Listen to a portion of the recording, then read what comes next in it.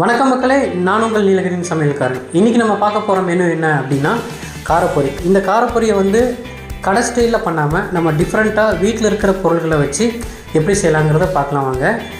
இதில் நான் அடிஷ்னலாக ஆட் பண்ணியிருக்கிறது பாப்கார்ன் மட்டும்தான் நான் அடிஷ்னலாக ஆட் பண்ணியிருக்கிறேன். மற்றபடி இந்த காரப்பொரிக்கு தேவையான பொருட்கள் எல்லாமே நம்ம வீட்டிலே இருக்கும். நம்ம இந்த வீட்டில் இருக்க பொருளை வச்சு இந்த காரப்பொரி எப்படி பண்ணலாங்கிறத பார்க்கலாம் வாங்க.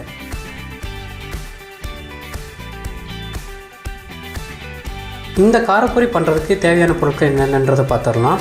உங்கள் வீட்டிலே இருக்கக்கூடிய பொரி இருந்தாலும் எடுத்து வச்சுக்கோங்க. அது இல்லைனாலுமே கடையில் ஒரு 200 கிராம் பொரி வாங்கி வச்சுக்கோங்க. இந்த காரப்பொரி பண்ணுறதுக்கு முழு பொட்டுக்கடலை, அதாவது உடச்ச பொட்டுக்கடலை கிடையாது, முழு பொட்டுக்கடலை எடுத்துருக்கோம். அப்புறம் வறுத்த வேர்க்கடலை பொரியோடு போட்டு கொடுப்பாங்க. ஆனால் நம்ம மசாலா வேர்க்கடலையாக சும்மா ஒரு 10 ரூபாய்க்கு வாங்கியிருக்கிறோம். அது இல்லாமல் பாப்கார்ன் பார்த்திங்கன்னா சும்மா ரெடிமேட் பாப்கார்ன் ஒன்று வாங்கியிருக்கோம். இதுவும் சும்மா இதோடைய காஸ்ட்டு ஒரு 10 ரூபா தான் வரும். மொத்தமாகவே இந்த மீன் செய்கிறதுக்கு எனக்கு ஒரு 85 ரூபா தான் ஆச்சு. இதை பயன்படுத்தி நம்ம இந்த காரப்பொரி எப்படி பண்ணலான்றதை பார்க்கலாம். ஈவினிங் டைமில் ஸ்நாக்ஸுக்கு இது யூஸ் பண்ணால் அட்டகாசமாக இருக்கும். வாங்க இது எப்படி பண்ணலான்றதை பார்க்கலாம். நம்ம ஃபஸ்ட் கேஸ் அடுப்பை பற்ற வச்சுக்கலாம். பற்ற வச்சுட்டு இந்த பேன் கொஞ்சம் சூடாகிற அளவுக்கு கொஞ்சம் வெயிட் பண்ணலாம். இந்த பேன் சூடாகிடுச்சாலே என்று எப்படி செக் பண்ணலான்னா, இப்படி தண்ணி அடிச்சிங்கன்னா ஆவி வரும். இப்போ இந்த பேன் ரெடி ஆகிடுச்சு. இந்த பேனுக்கு இப்போ நம்ம ஆயில் தேவைப்படாது. நம்ம என்ன பண்ணலான்னா, இந்த பொரியை லைட்டாக கொஞ்சம் வறுத்தெடுத்துக்கலாம். எதுக்காக வறுத்தெடுக்கிறோம் அப்படின்னா, அந்த கிறிஸ்பிக்காக என்ன பண்ணுறோன்னா வறுத்தெடுக்க போகிறோம். அதாவது சில இடத்துல பொரி ரொம்ப நாளுக்கு முன்னாடி பண்ணி வச்சுருந்துருப்பாங்க. அந்த பொரி என்ன ஆகும் அப்படின்னா நவுத்து போயிருக்கும். சாப்பிட்றதுக்கு கொஞ்சம் நவுத்து போன மாதிரி ஃபீல் ஆகும். அதனால் நம்ம என்ன பண்ணுறோன்னா, கொஞ்சம் மைல்டாக சிம்மில் வச்சு நம்ம இந்த பொரியை லைட்டாக வறுத்து கொடுத்துக்கலாம். இதே ஒரு வேளை நம்ம வீட்டில் பொரி வாங்கி ஒரு 2-3 நாள்லாம் வச்சுருந்துருந்திங்கன்னா, அதை நம்ம டேரெக்டாக இந்த மெனு பண்ணுறப்ப நவுத்து போன ஒரு ஃபீல் கிடைக்கும் சாப்பிட்றப்ப, கடிக்கிறப்ப. ஸோ அந்தமாரி டைமில் நீங்கள் என்ன பண்ணலான்னா, இந்தமாரி பொரியை எண்ணெய் ஊற்றாமல் கடாயில் போட்டு சும்மா ஒரு 1 நிமிஷத்துலேருந்து ஒரு 3 நிமிஷம் வரைக்கும் கரிக்காமல் வறுத்து எடுத்திங்கன்னா மொறுமொறுன்னு என்ன ஆயிரும்னா இந்த பொரி ரெடி ஆகிடும். நம்ம என்ன பண்ணுறோன்னா, இது கொஞ்சம் ஒரு 3 நிமிஷம் பக்கம் நல்லா கொஞ்சம் வறுத்துக்கலாம். ஏன்னா அப்போ தான் இது சாப்பிட்றப்போ ரொம்ப நல்லாயிருக்கும். இந்த பொரி நல்லா கடாயில் போட்டு அப்படியே வறுத்துட்ருக்கோம். இதோடைய பதம் என்ன அப்படின்னா, இந்த கையில் இப்படி பொரி எடுத்திங்கன்னா கை சுடணும், அதுதான் இந்த பதம். ஸோ அந்த பதம் வர வரைக்கும் நம்ம என்ன பண்ணலான்னா லைட்டாக வணக்கி கொடுக்கலாம். ஆனால் ஒரு 3 நிமிஷம் நீங்கள் வணக்குனீங்கன்னாவே, அதாவது வறுத்தாவே இது அந்த கன்சிஸ்டன்சிக்கு வந்துடும். அதாவது அந்த சுடுற கன்சிஸ்டன்சிக்கு வந்துடும். இப்போ நம்ம வறுத்துட்ருக்கலாம்.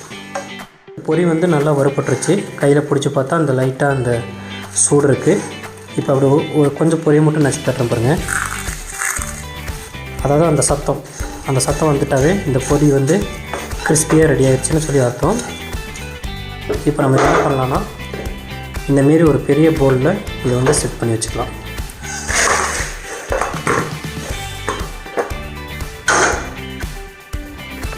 நம்ம கடையில் வாங்கி வச்ச கானை என்ன பண்ண போகிறோன்னா, இந்த கடாயில் போட்டு ஃப்ரை பண்ணி எடுக்க போகிறோம். ஏன் இந்த பாப்கார்னை இந்த பொரியில் போட்டு சாப்பிட்றோம் அப்படின்னா, இது சாப்பிட்றதுக்கு பாப்கார்னுடைய டேஸ்ட்டும் இருக்கும், இந்த பாப்கார்னுடைய ஸ்பைஸியும் கிடைக்கும், அது இல்லாமல் பொரியுடைய ஸ்பைஸியும் கிடைக்கும். இதெல்லாத்தையும் மிக்ஸ் பண்ணி சாப்பிட்றப்ப பொட்டுக்கடலை, கருவேப்பிலை, வரமிளகாய் தூளுடைய ஃப்ளேவரு, பொட்டுக்கடலை இதெல்லாம் போட்டு சாப்பிட்றப்ப சும்மா அட்டகாசமாக இருக்கும். நல்லா பேன் சூடான உடனே இந்த பாப்கார்னை போடுங்க, அதாவது இந்த கார்ன் போடுங்க. இது பொரிஞ்சு வரட்டும், வெயிட் பண்ணலாம்.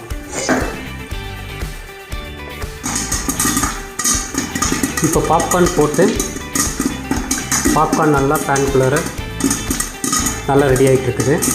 இது ஃபுல்லாக ரெடியான உடனே இதையும் அந்த பொரி போட்ட பாத்திரத்தில் போட்டுக்கலாம். இப்போ இந்த பாப்கார்ன் ஃப்ரை ஆயிடுச்சு. இதை நம்ம பொரிக்குள்ள தூக்கி போட்டுக்கலாம். பார்த்திங்கன்னா அழகாக பொரியும் பாப்கார்னையும் ஒரே இடத்துல போட்டாச்சு. அடுத்து என்ன பண்ணலான்றதை பார்க்கலாம். இப்போ கடாயை ஆன் பண்ணிவிட்டு நம்ம எடுத்து வச்சுருக்கிற தேங்காய் எண்ணெயை கொஞ்சம் இதில் போட்டுக்கலாம். ஒரு டேபிள் ஸ்பூன் தேங்காய் எண்ணெய் எடுத்து வச்சுருக்கோம், அதை நம்ம இதில் போட்டுக்கலாம்.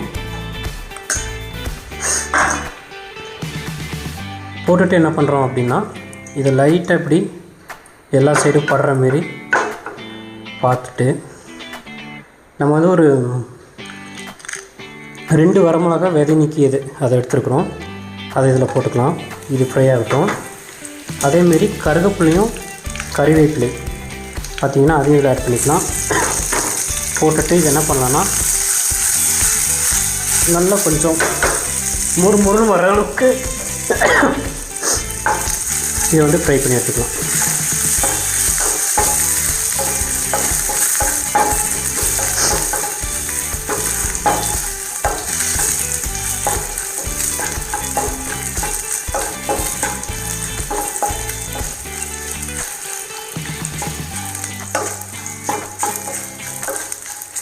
ஏன் இந்த தேங்காய் எண்ணெய் நம்ம யூஸ் பண்ணி இதை வணக்கிறோம் அப்படின்னா, அந்த தேங்காய் எண்ணெயோட மனம் அட்டகாசமாக பொரியல் வரும்.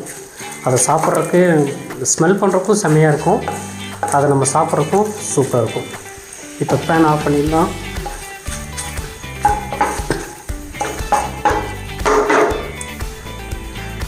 இதையும் நம்ம என்ன பண்ணிக்கலாம் அப்படின்னா, அந்த பொரி மேலே கொட்டிக்கலாம். நண்பர்களே, இப்போ நம்ம அந்த தாளிச்சி போட்ட வரமிளகாவும் கறிவேப்பிலையும் இதில் போட்டாச்சு. இப்போ நமக்கு தேவையான அளவு எந்த அளவுக்கு காரம் சாப்பிடுமோ அந்த அளவுக்கு கொஞ்சமாக தனி மிளகாத்தூள் போட்டால் போதும். தனி மிளகாத்தூள் போட்டதுக்கப்புறம் மசாலா வேர்க்கடலை இருக்கு இல்லைங்களா, வறுத்த வேர்க்கடலை, மசாலா வேர்க்கடலை, அதையும் நம்ம இதில் ஆட் பண்ணிக்கலாம். அப்புறம் நம்ம ரெடி பண்ணி வச்சுருக்கிற, அதாவது வாங்கி வச்சுருக்கிற இந்த பொட்டுக்கடலை, முழு பொட்டுக்கடலையும் இதில் ஆட் பண்ணிக்கலாம். இப்போ ஆட் பண்ணிவிட்டு நம்ம என்ன பண்ணுறோன்னா, அழகாக இதை வந்து கிண்டி கொடுக்குறோம். இப்படி கிண்டி கொடுத்தாலும் சரி தான், அல்லது திருப்பி குளுக்குனாலும் சரி தான். இப்போ பார்த்திங்கன்னா இந்த தனி மிளகாத்தூள், தேங்காய் எண்ணெய், நம்ம போட்ட கருவேப்பிலை, வரமிளகா, பாப்கார்ன் இதெல்லாம் சேர்ந்து என்ன ஆயிடுச்சுன்னா அருமையாக மிக்ஸ் ஆகிடுச்சு. இதில் நீங்கள் மஞ்சத்தூள் ஆட் பண்ணிங்கன்னா மஞ்சள் கலரில் அழகாக சூப்பராக ஸ்பைஸியாக அட்டகாசமாக இருக்கும். நான் மஞ்சத்தூள் ஆட் பண்ணல, பட் நீங்கள் மஞ்சத்தூள் ஆட் பண்ணிங்கன்னா சூப்பராக நல்லாயிருக்கும். உங்களுக்கு தேவையான அளவுக்கு உப்பு ஆட் பண்ணிக்கோங்க. உப்பு போட்டு சாப்பிட்டா நல்லாயிருக்கும். இது நீங்கள் இப்படி லைட்டாக குலுக்கி கொடுத்தாலுமே நல்லா மிக்ஸ் ஆகிடும்.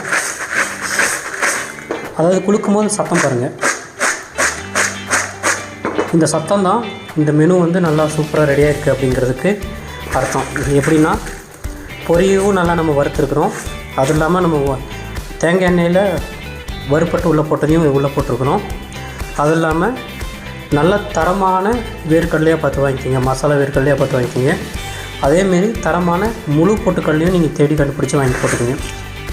நண்பர்களே, இன்றைக்கி நம்ம காரப்பொரி எப்படி பண்ணலாம் வீட்டில் அப்படிங்கிறத பார்த்தோம். அதாவது நம்ம வீட்டில் இருக்கிற பொருளை வச்சு, வீட்டில் இருக்கிற பொரியை வச்சு நம்ம காரப்பொரி எப்படி பண்ணலான்றதை பார்த்தோம். இதை நீங்கள் வந்து ஈவினிங் டைமில் குழந்தைங்களுக்கு ஸ்நாக்ஸாக கொடுக்கலாம்.